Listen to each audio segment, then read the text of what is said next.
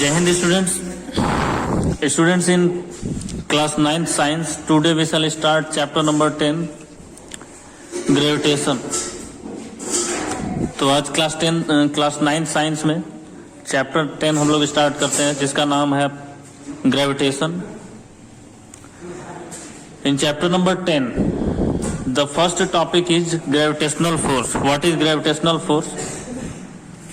तो students gravitational force क्या है इस पे फोकस करते हैं. तो students in universe all universal bodies,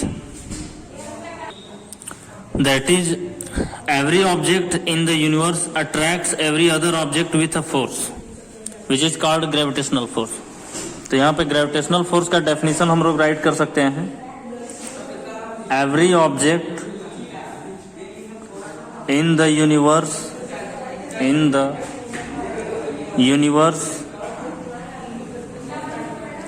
attracts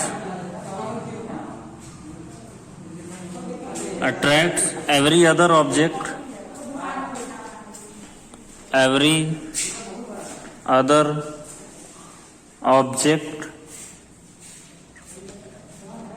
this force of attraction is called gravitational force. Every object in the universe attracts and every other object with a force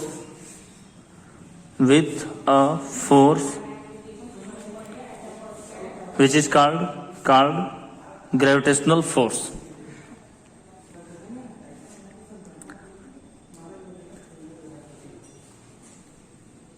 Gravitational force.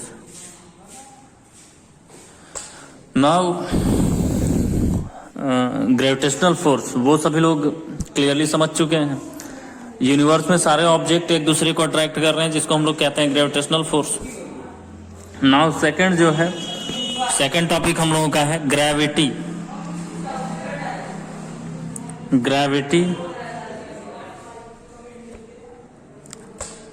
Now what is gravity?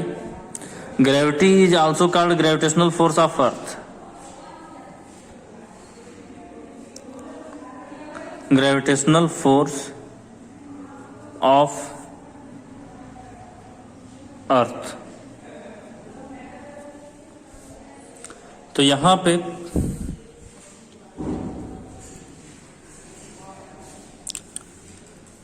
Gravity means gravitational force of earth, ये हम लोगों का second topic है. अब इसको किस तरीके से डिफाइन किया जा सकता है, तो इसमें बस हम लोगों को ये राइट करना है. The force by which earth attracts any object towards its centre is called gravity. जिस फोर्स से अर्थ किसी ऑब्जेक्ट को अपनी तरफ अपने सेंटर की तरफ अट्रैक्ट करता है उसे हम लोग कहते हैं ग्रेविटी. तो यहां पे इसका डेफिनेशन हम लोग राइट कर लेते हैं. The force by which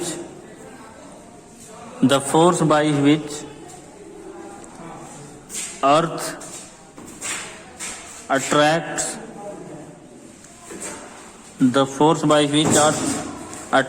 any object towards its center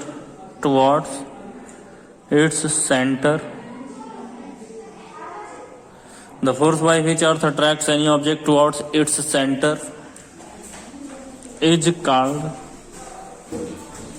gravity.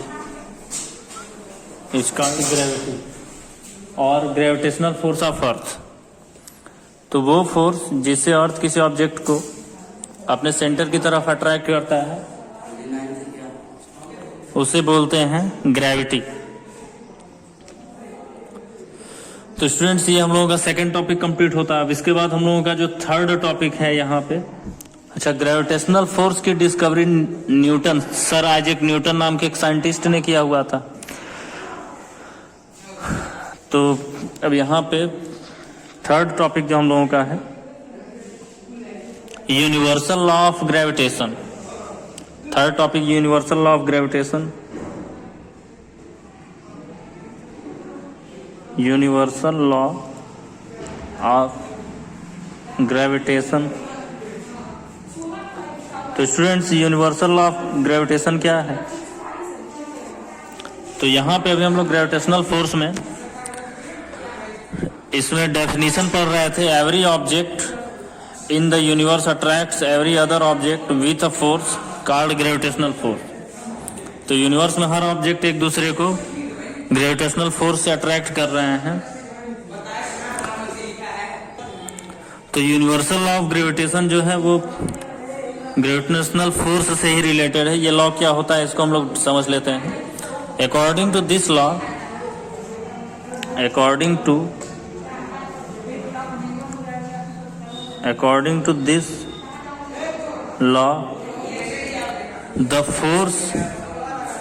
the force between two universal bodies, the force of attraction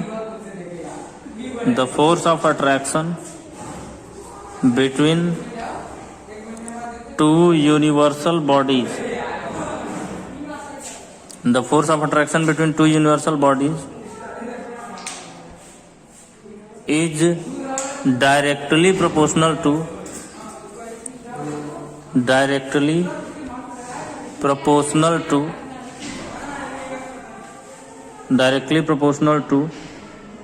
the product of their masses, the product of their masses. The force of attraction between two universal bodies is directly proportional to the product of their masses and inversely proportional to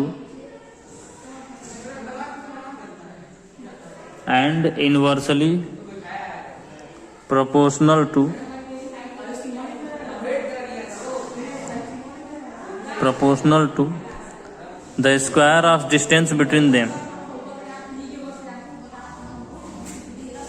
The square of distance between them.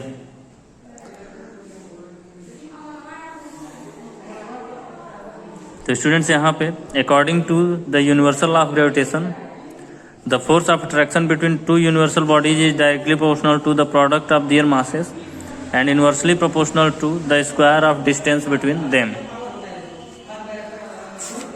तो यहाँ पे अब हम लोग suppose करते हैं, let us consider two universal bodies of two masses capital M and small M. तो यहाँ पे सेंटेंस हम लोगों को राइट करना होगा। Let us consider two objects of masses is capital M and small M and the distance between them be small D, और इन दोनों के बीच का जो डिस्टेंस है वो है स्मॉल डी। तब then according to universal law of gravitation, according to universal law of gravitation, universal law of gravitation, force is directly proportional to the product of masses यानी capital M into M. Equation number 1, force is inversely proportional to square of distance between them. अब equation 1 और 2 को combine कर देते हैं, combining 1 and 2, combining equation 1 and 2। तो यहाँ पे हो जाता है F directly proportional to capital M small M by D square. This implies F is equal to capital G capital M small M by D square. तो इस तरीके से ये ग्रेविटेशनल फोर्स का फार्मूला हम लोगों का फाइंड हो जाता है। वेयर कैपिटल G, जो कैपिटल G है ये है constant of proportionality, constant of proportionality.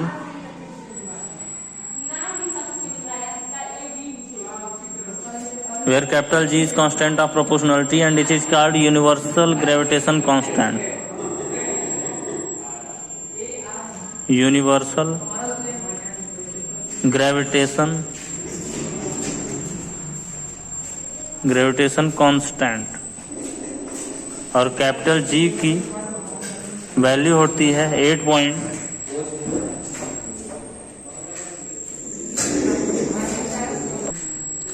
Sorry यहाँ पे 6.673 कैपिटल जी की वैल्यू होती है 6.673 into 10 power -11 newton metre square per KG square, newton metre square per KG square.